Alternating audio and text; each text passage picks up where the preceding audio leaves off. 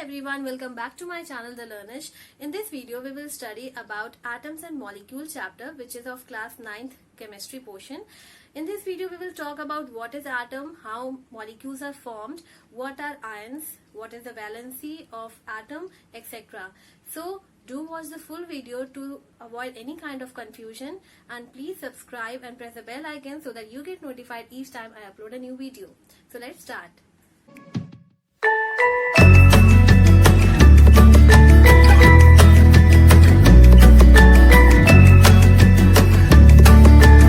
पढ़ेंगे atoms and molecules के बारे में। तो जो सब टॉपिक्स इसमें कवर करेंगे हम इस वीडियो में वो हैं laws of chemical combination, Dalton's atomic theory, atom, molecule, atomicity, ions and valency. तो ये सारे टॉपिक्स हम इस वीडियो में कवर करने वाले हैं। So let's start. सबसे पहले हम पढ़ेंगे लॉस ऑफ केमिकल कॉम्बिनेशन में। देखिए, जब दो या दो से ज़्यादा एलिमेंट्स कंबाइन होते हैं कंपाउंड्स बनाने के लिए, फॉर एग्जांपल अगर हम ले लें वाटर मॉलिक्यूल, तो वाटर क्या है? कंपाउंड है। किससे बना है? दो एलिमेंट से बना है, जो कि है हाइड्रोजन और ऑक्सीजन। हाइड्रोजन और ऑक्सीजन दो अलग अलग एलिमेंट्स हैं जो कंबाइन करके वाटर मॉलिक्यूल बनाते हैं, and water is a compound because it is formed by the combination of two elements. अब जब वो कंबाइन होते हैं तो कुछ रूल्स, सर्टेन लॉज होते हैं जिनको वो फॉलो करते हैं। ठीक है, तो ये दो लॉज हैं, law of conservation of mass and law of constant proportions. तो इन दोनों लॉज के बारे में हम डिटेल में पढ़ते हैं कि क्या है ये। Now these two laws were given by two scientists which are Lavoisier and Joseph L. Proust. So these were the two scientists who talked about the laws of chemical combination. सबसे पहले law of conservation of मास के बारे में बात करें तो इस law में ये बोला गया है कि मास can neither be created not destroyed in a chemical reaction. जब कोई भी केमिकल रिएक्शन होगा तो उसमें जो टोटल मास है रिएक्टेंट का, ठीक है, वो इक्वल होगा मास ऑफ प्रोडक्ट के, यानी कि ना बनेगा ना डिस्ट्रॉय होगा। तो होगा क्या? वो मास एक फॉर्म से दूसरे फॉर्म में कन्वर्ट हो जाएगा। Okay, so the mass is being converted from one form to another form. It is neither being created nor being destroyed. तो यहाँ पर एग्जाम्पल में देखिए A + B, दीज आर, ये दोनों रिएक्टेंट हैं और CD प्रोडक्ट्स हैं। तो जितना मास रिएक्टेंट साइड में होगा उतना ही मास प्रोडक्ट साइड में होगा। जब दोनों साइड इक्वल होगा, it means that reaction is following the law of conservation of mass. Second law is the law of constant proportion. Now in a chemical substance the element are always present in definite proportion by mass. जैसे कि water molecule को ले लें तो उसमें hydrogen का मास कितना है? 1। ठीक है, हाइड्रोजन का जो एक एटम का मास होता है वो होता है 1U। तो हाइड्रोजन और ऑक्सीजन के मास का अगर रेशियो निकाला जाए तो कितना होगा? 1:8। देखिए, हाइड्रोजन का होता है, क्योंकि दो हाइड्रोजन एटम्स प्रेजेंट होते हैं, तो वो हो जाएगा 2U। 2U, या फिर अगर हम ग्राम के हिसाब से ले तो हो जाएगा 2 gram. Oxygen is having the atomic mass 16U। तो उन दोनों का रेशियो 2:16 हो जाएगा। तो उसको सिंप्लीफाई करेंगे हम तो 1:8 आ जाएगा। So this is the ratio between the mass of hydrogen to the mass of oxygen present in water molecule. तो जब ये दोनों कंबाइन करेंगे तो ये कांस्टेंट प्रपोर्शन में ही कंबाइन करेंगे। ठीक है, यानी कि 1:8 के रेशियो में कंबाइन करेंगे बाय मास। ऐसा नहीं होगा इसमें कि 2:8 के रेशियो में कंबाइन करें या फिर 3:8 के रेशियो में कंबाइन करें, नहीं, ये हमेशा 1:8 के रेशियो में ही कंबाइन करेंगे। अब ये जो लॉज हैं, दीज लॉज लैक्ड एक्सप्लेनेशन। ठीक है, काफ़ी इनमें एक्सप्लेनेशन देना बाकी था, और जो साइंटिस्ट थे लवॉइजर और प्राउस्ट, दोनों ही एक एप्रोप्रिएट एक्सप्लेनेशन नहीं दे पाए। इसीलिए जो जॉन डाल्टन थे उन्होंने फिर अपनी थ्योरी एक्सप्लेन की about the matter, and he told about that the simplest and the smallest unit of any matter is atom. Now coming on to the Dalton's atomic theory. Dalton ने क्या कहा, उन्होंने जब अपनी थ्योरी फॉरवर्ड की तो उन्होंने कुछ ऐसे लॉज दिए, कुछ ऐसे पॉइंट्स दिए जिसके बारे में हम बात करेंगे। सबसे पहले तो उन्होंने ये कहा कि जो भी मैटर है हमारे सराउंडिंग में वो स्मॉल और टाइनी सब्सटेंस से बना है, जो सबसे टाइनी सब्सटेंस उस मैटर में प्रेजेंट है वो है atom. Okay, second thing he talked was atoms are not divisible and cannot be created or destroyed in a chemical reaction। atoms ना तो बन सकते हैं ना डिस्ट्रॉय हो सकते हैं, ठीक है, जैसे कि हमने फर्स्ट लॉ में पढ़ा था। Third one, all atoms of a given element are same in size, mass and chemical properties। तो देखिए कोई भी एलिमेंट होगा, मान लीजिए हाइड्रोजन है, तो हाइड्रोजन के सारे एटम्स तो सिमिलर होंगे, तो क्योंकि सिर्फ हाइड्रोजन के ही वो सारे एटम्स हैं इसीलिए वो साइज में भी सेम होंगे, मास में भी सेम होंगे और अपनी केमिकल प्रॉपर्टीज में भी सेम होंगे। Fourth one, atoms of different elements are different in size, mass and chemical properties. अब यहाँ पर हम ले लेते हैं कार्बन और ऑक्सीजन को। कार्बन अलग एलिमेंट है और ऑक्सीजन अलग एलिमेंट है, तो क्योंकि दोनों डिफरेंट एलिमेंट हैं इसीलिए वो अपने साइज में डिफ़र करेंगे, अपने मास में डिफ़र करेंगे और अपनी केमिकल प्रॉपर्टीज़ में भी डिफ़र करेंगे, ठीक है। तो यहाँ पर ये है इसमें थर्ड वाले में हमने पढ़ा कि सेम एलिमेंट के अगर एटम्स हैं तो उनका सेम साइज होगा, सेम मास होगा और सेम केमिकल प्रॉपर्टीज़ होंगी। लेकिन अगर दो अलग अलग एलिमेंट हैं तो उनके साइज डिफ़र करेगा, मास डिफ़र करेगा और केमिकल प्रॉपर्टीज़ भी डिफ़र करेंगी। Next, atoms combine the ratio of small whole numbers or to form compound। अब जो भी कंपाउंड बनता है जैसे कि CO2, कार्बन डाइऑक्साइड को हम ले लेते हैं, तो उसमें कार्बन और oxygen small whole number ratios में कंबाइन करते हैं, ठीक है। उसमें कोई एटम्स का फ्रैक्शन नहीं होता है। जैसे कि इससे पहले हमने पढ़ा कि H2O में कॉम्बिनेशन जब होता है तो बायोमास रेशियो आता है 1:8 का। 1:8 का जब रेशियो आता है तो वो क्या हो गया, वो एक होल नंबर हो गया। लेकिन अब वो फ्रैक्शन में तो आता नहीं है कि 1:3/4, इस तरह का कोई फ्रैक्शन में रेशियो नहीं आता है। इसीलिए ये वाला पॉइंट है, atoms combine in the ratio small whole number, fit बैठता है। Last one, the relative number and kinds of atoms are constant in a given compound। तो जो भी कंपाउंड है उसमें कितने नंबर ऑफ एटम्स प्रेजेंट होंगे उस पर्टिकुलर एलिमेंट के और कौन से एटम्स प्रेजेंट होंगे वो हमेशा कांस्टेंट रहता है। जैसे कि अगर मैं आपसे कहूँ कि कार्बन डाइऑक्साइड, तो कार्बन डाइऑक्साइड बोलते ही आपके दिमाग में एक फॉर्मूला आ जाएगा CO2 का, ठीक है।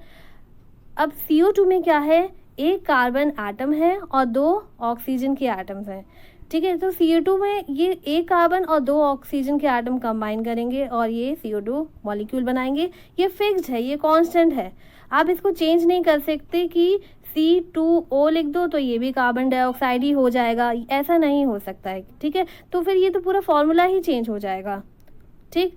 तो इसमें क्या है, जो नंबर ऑफ एटम्स हैं और किस तरह के एटम्स इसमें प्रेजेंट हैं, कार्बन और ऑक्सीजन है तो फिर कार्बन और ऑक्सीजन से CO2 ही बनेगा, ठीक है। अगर मैं बोलूँगी कार्बन डाइऑक्साइड बनाना है तो फिर आप उसमें वाटर मॉलिक्यूल, हाइड्रोजन और ऑक्सीजन नहीं ऐड कर सकते, उसमें कार्बन और ऑक्सीजन ही ऐड होगा, ठीक है। ये चीज़ है। अब हम पढ़ेंगे एटम्स के बारे में। एटम्स क्या है, जो कोई भी मैटर है उसका जो सबसे स्मॉलेस्ट पार्टिकल है वो होता है एटम। जैसे कि दीवार है, ठीक है, दीवार का एक सबसे छोटा बेसिक यूनिट क्या है, एक ब्रिक। तो ब्रिक जैसे कि स्मॉलेस्ट यूनिट है वॉल के लिए, उसी तरह कोई भी मैटर है तो उसका जो स्मॉलेस्ट यूनिट है वो होता है एटम। जैसे कि मान लीजिए कि हमारे पास चौक है, चौक का एक टुकड़ा है, अगर उसको हम तोड़ते जाएं पीस करते जाएं तो एक टाइम आएगा कि हमको एक सबसे छोटा, सबसे स्मॉलेस्ट पार्टिकल मिलेगा, ठीक। That is similar to the atom. लेकिन फ़र्क ये होता है कि चॉक के सबसे छोटे पार्टिकल को आप देख सकते हैं, लेकिन एटम को आप देख नहीं सकते। क्यों? क्योंकि उसका साइज़ जो है काफ़ी स्मॉल होता है। जो एटम का साइज़ है वो एटॉमिक रेडियस के हिसाब से मेजर होता है और उसका लेंथ मेजर होता है नैनोमीटर्स में। नैनोमीटर्स कितना होता है? 1 nanometre is equal to 10⁻⁹ metre. ठीक है, तो इतना स्मॉलेस्ट पार्टिकल है ये। 1 nanometre equals 10⁻⁹ metre. Atomic radii of hydrogen atom फिर कितना है? ये है 1 into 10⁻⁻10 metre. So this is the size of hydrogen atom. Now talking about the structure of atom, हम बात तो कर रहे हैं कि जो एटम है वो सबसे स्मॉलेस्ट यूनिट है, सबसे स्मॉलेस्ट पार्टिकल है किसी भी मैटर का, लेकिन उसका स्ट्रक्चर कैसा होगा? देखिए, एटम में 3 पार्टिकल्स प्रेजेंट है। एटम वैसे डिविजिबल तो नहीं है, लेकिन एटम में 3 पार्टिकल्स और प्रेजेंट हैं, ठीक है, जो कंस्टिट्यूट करती हैं एटम को, जो मिलकर एटम बनाती हैं। कौन सी हैं ये 3 पार्टिकल्स? इलेक्ट्रॉन, न्यूट्रॉन और प्रोटॉन। ठीक, एटम का एक सेंटर में न्यूक्लियस होता है। ठीक है, सेंटर में न्यूक्लियस होता है और न्यूक्लियस के अंदर प्रेजेंट होते हैं प्रोटॉन और न्यूट्रॉन। न्यूट्रॉन जो है न्यूट्रल रहता है, उसमें कोई चार्ज प्रेजेंट ही नहीं रहता है, लेकिन जो प्रोटॉन होता है वो पॉजिटिवली चार्ज होता है, यानी कि न्यूक्लियस में पॉजिटिव चार्ज प्रेजेंट होगा। इलेक्ट्रॉन नेगेटिवली चार्ज होता है और वो प्रेजेंट होता है ऑर्बिट में। न्यूक्लियस के अराउंड सर्कुलर ऑर्बिट्स होते हैं जिसमें वो इलेक्ट्रॉन रिवॉल्व करते हैं। जैसे कि प्लैनेट्स सन के अराउंड रिवॉल्व करते हैं, उसी तरह इलेक्ट्रॉन्स भी न्यूक्लियस के अराउंड रिवॉल्व करते हैं और वो होते हैं नेगेटिवली चार्ज पार्टिकल। अब हम आते हैं मॉलिक्यूल्स की तरफ। एटम्स हमने पढ़ा जो कि है smallest particle of any matter, लेकिन जो एटम्स होते हैं वो इंडिपेंडेंटली एग्जिस्ट नहीं कर सकते। ठीक है, वो इंडिपेंडेंट नहीं होते हैं। तो मॉलिक्यूल क्या होते हैं? देखिए, मॉलिक्यूल बनते हैं एटम्स के कॉम्बिनेशन से, यानी कि 2 एटम साथ में कंबाइन करेंगे तो मॉलिक्यूल बनाएंगे, 2 से ज़्यादा 3 एटम्स भी कंबाइन करेंगे तो फिर वो मॉलिक्यूल बनाएंगे। जैसे कि एग्जांपल ले लेते हैं वाटर का। ठीक है, वाटर मॉलिक्यूल है, किससे बना है? हाइड्रोजन और ऑक्सीजन से, 2 एलिमेंट से बना है। वैसे ही कार्बन डाइऑक्साइड है CO2, उसी तरह है नाइट्रोजन डाइऑक्साइड NO2। तो ये सारे मॉलिक्यूल्स हैं और इसमें अलग अलग एलिमेंट कंबाइन कर रहे हैं। अब वाटर मॉलिक्यूल जो है वो इंडिपेंडेंटली एग्जिस्ट कर सकता है। कार्बन डाइऑक्साइड, नाइट्रोजन डाइऑक्साइड, ये सारे मॉलिक्यूल्स इंडिपेंडेंटली एग्जिस्ट कर सकते हैं, लेकिन अगर सिर्फ हाइड्रोजन को लिया जाए अलग से, एक हाइड्रोजन का एटम है और एक ऑक्सीजन का एटम है अलग से, तो वो दोनों इंडिपेंडेंटली एग्जिस्ट नहीं कर सकते हैं। तो इसीलिए ये दोनों साथ में आ जाते हैं और कंबाइन करते हैं और वाटर मॉलिक्यूल बनाते हैं। ठीक, नेक्स्ट है कि molecules of an element constitute same type of atoms. ठीक, यानी कि एक एलिमेंट का मॉलिक्यूल है, जैसे कि हम ले लेते हैं हाइड्रोजन। हाइड्रोजन का सिर्फ एटम अगर हम बात करें तो वो हो जाएगा H, लेकिन अगर हम हाइड्रोजन के मॉलिक्यूल की बात करें तो वो हो जाएगा H2। इसका मतलब क्या है? ये है हाइड्रोजन मॉलिक्यूल। इसमें कितने हाइड्रोजन हैं? 2 हाइड्रोजन कंबाइन कर रहे हैं। ठीक, सेम टाइप के एलिमेंट हो गए ना, सेम टाइप के एटम हो गए। उसी तरह से हम ले लेते हैं ऑक्सीजन। तो ऑक्सीजन के केस में क्या है? वो है O2। ऑक्सीजन में भी उसके 2 एटम्स कंबाइन कर रहे हैं ऑक्सीजन मॉलिक्यूल बनाने के लिए। ठीक है, नेक्स्ट हम आते हैं मॉलिक्यूल्स में भी मोनोएटॉमिक, डायएटॉमिक और पॉलीएटॉमिक। मीन्स अगर ऐसे मॉलिक्यूल जो जिनमें सिंगल एटम प्रेजेंट है उनको कहते हैं मोनोएटॉमिक। मोनोएटॉमिक मॉलिक्यूल कौन से होते हैं? ये ऑक्सीजन, इसमें देखिए जैसे ऑक्सीजन जो है डायएटॉमिक है क्योंकि इसमें 2 एटम्स प्रेजेंट हैं। नोबल गैस वाले जितने भी एलिमेंट हैं उनके मॉलिक्यूल्स वो आ जाएंगे मोनोएटॉमिक में। ठीक है, जैसे कि हो जाएगा helium, it is monoatomic molecule. Neon, ठीक है, फिर आर्गन, ये हो जाएंगे मोनोएटॉमिक। डायएटॉमिक में ऑक्सीजन आ गया, H2 आ गया, ठीक है, N2 आ गया, तो ये सारे डायटोमिक में आ जाएंगे। पॉलीएटॉमिक वो होते हैं जिसमें 2 से ज़्यादा एटम्स कंबाइन करते हैं मॉलिक्यूल बनाने के लिए, जैसे कि वाटर मॉलिक्यूल, कार्बन डाइऑक्साइड का हो गया। Last one is when the molecules of compound join together in definite proportions and constitute different types of atoms। तो ये चीज़ तो आपको मैं आगे भी एक्सप्लेन कर चुकी हूँ कि कई सारे एटम्स अलग अलग एलिमेंट के कंबाइन करते हैं मॉलिक्यूल बनाने के लिए, और जब कॉम्बिनेशन होता है तो एक डेफिनेट प्रपोर्शन में होता है कि 1:2, जैसे वाटर का 1:8 रेशियो में कंबाइन करते हैं बाय मास। जैसे कि यहाँ पर एक एग्जाम्पल के लिए है कि कार्बन डाइऑक्साइड का मॉलिक्यूल, कार्बन डाइऑक्साइड के मॉलिक्यूल के लिए क्या है, एक कार्बन का एटम है और 2 ऑक्सीजन के एटम है, दोनों कंबाइन कर रहे हैं, 2 ऑक्सीजन एटम कंबाइन कर रहे हैं कार्बन के साथ और बना रहे हैं CO2 मॉलिक्यूल, ठीक है। तो ये एक एग्जाम्पल हो जाएगा पॉलीएटॉमिक मॉलिक्यूल का, क्योंकि इसमें 2 से ज़्यादा एटम्स हैं। ये है ऑक्सीजन का, तो ऑक्सीजन के केस में क्या है कि यहाँ पे 2 ऑक्सीजन, ये एक एटम है ऑक्सीजन का, ये दूसरा एटम है ऑक्सीजन का, दोनों कंबाइन कर रहे हैं और ऑक्सीजन मॉलिक्यूल बना रहे हैं। This is a case of diatomic molecule. अब हम आते हैं एटॉमिसिटी, वही है एटॉमिसिटी में मोनो एटॉमिक। एटॉमिसिटी बेसिकली क्या है कि the number of atoms constituting a molecule, कि एक मॉलिक्यूल में कितने एटम्स प्रेजेंट हैं वो उसकी एटॉमिसिटी हो जाती है, ठीक है। जैसे कि अगर एक एटम प्रेजेंट है तो वो हो जाता है मोनो एटॉमिक, 2 एटम्स प्रेजेंट है तो डायटोमिक, 2 से ज़्यादा एटम्स प्रेजेंट हैं तो पॉलीएटॉमिक। अगर जैसे कि पॉलीएटॉमिक में भी आ जाएगा, अगर 3 एटम्स प्रेजेंट हैं तो फिर वो हो जाएगा ट्राइएटॉमिक, 4 एटम्स प्रेजेंट हैं तो वो हो जाएगा टेट्राएटॉमिक, तो उससे ज़्यादा हैं तो फिर पॉलीएटॉमिक लिख सकते हैं। 3 में भी हम पॉलीएटॉमिक लिख सकते हैं। यहाँ पर हैं टाइप्स ऑफ मॉलिक्यूल, जो मोनो एटॉमिक, डायटोमिक और पॉलीएटॉमिक हैं, उनमें हमने कुछ एग्जांपल्स रखे हैं। मोनो में जैसे कि ये है helium gas, helium it is a noble gas. Lithium gas, ये भी एक ही एटम की फॉर्म में प्रेजेंट होता है, so it is categorised as mono atomic molecule.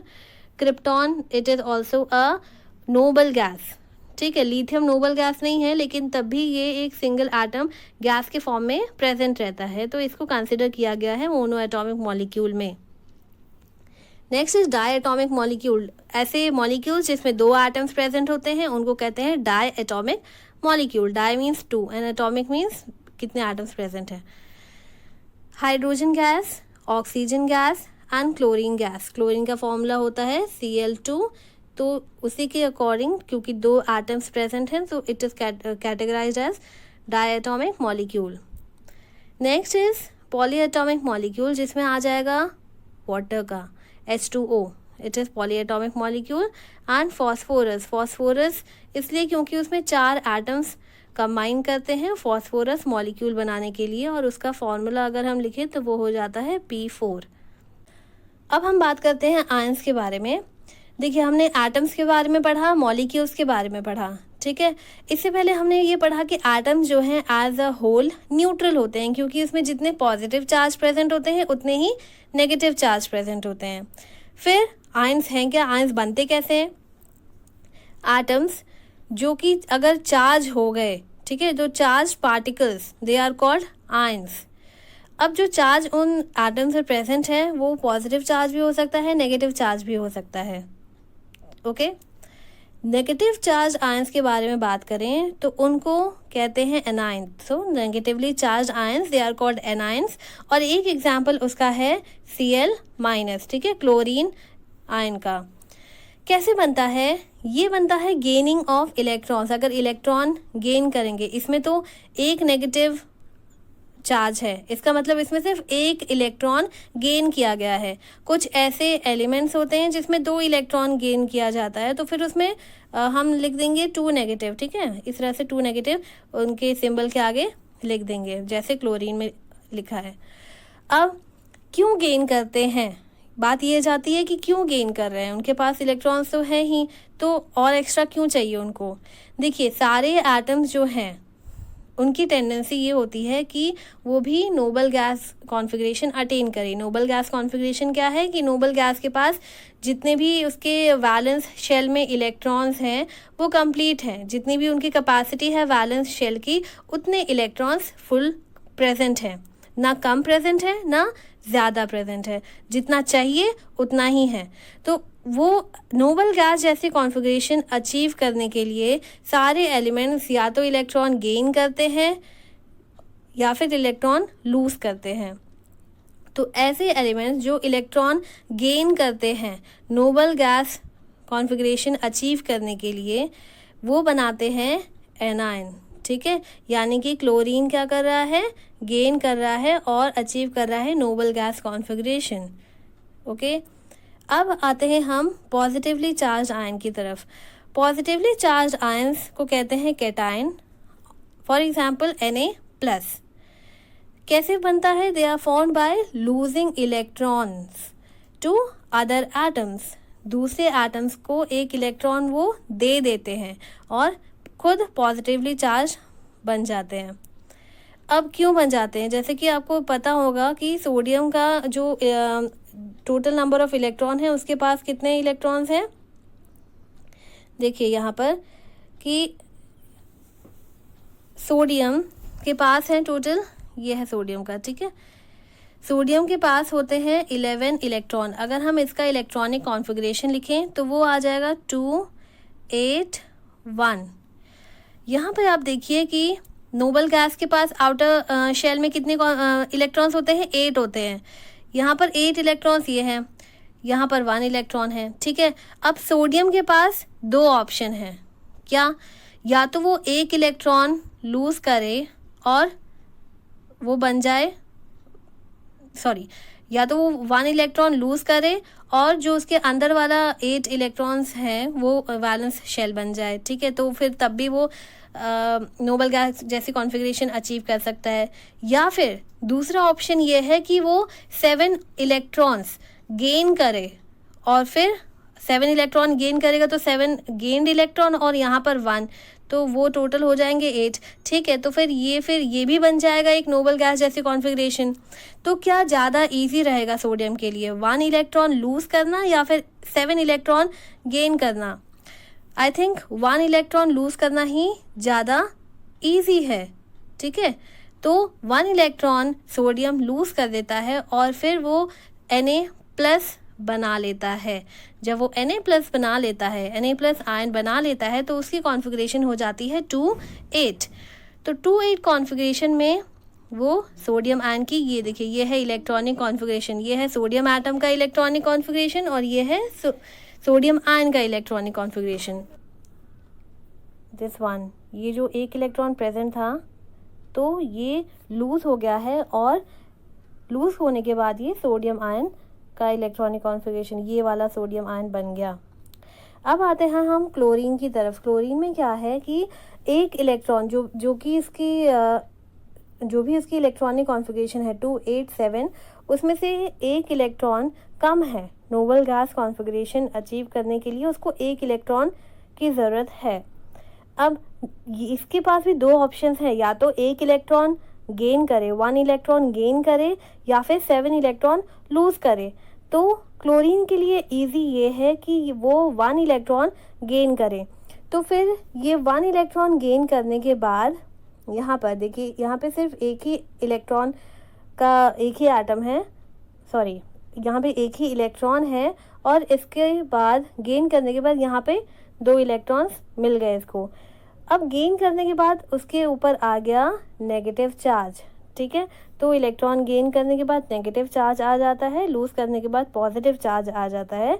अब यहाँ पे क्लोरीन एटम ने 1 इलेक्ट्रॉन गेन किया और बन गया chloride ion and the electronic configuration has become 2 8 8। Okay, now moving on to valency. What is valency?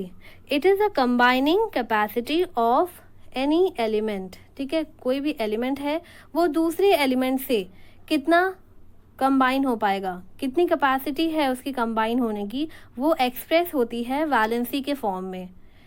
Okay, अब हम कैसे पता लगाएंगे कि कौन से एटम की वैलेंसी कितनी है?